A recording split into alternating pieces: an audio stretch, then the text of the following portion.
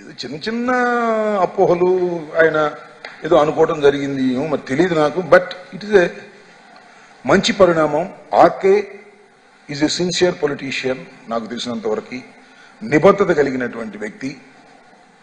కాకపోతే కొద్దిగా అటు జరిగాడు, కారణాలు ఏంటో నాకు తెలియదు. మళ్ళా సరి అయిపోయాడు.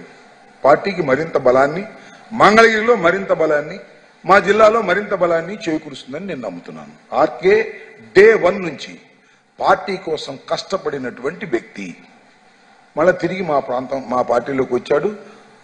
సంతోషం. ఆయనేం పార్టీలో ఇప్పుడు జగన్మోహన్ రెడ్డి గారితోనో లేకపోతే నాతోనో లేకపోతే ఇంకోటితోనో విభేదించినంత మనం వెళ్ళి తెలుగుదేశం పోలా, చూశారుగా మీరు.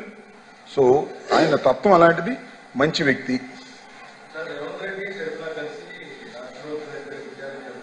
రేవంత్ రెడ్డి షర్మిల గారు కలిసి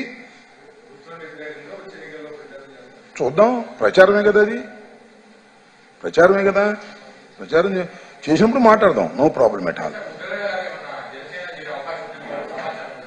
నువ్వు ముద్రగడ గారు జనసేనలో చేయని అవకాశం ఉందని నన్ను అడిగితే ఎలాగూ?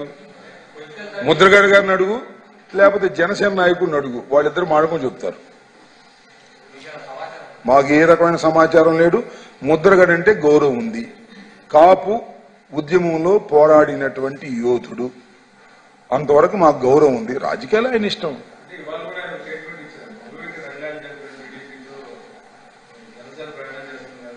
ఎవరంది అన్నారా?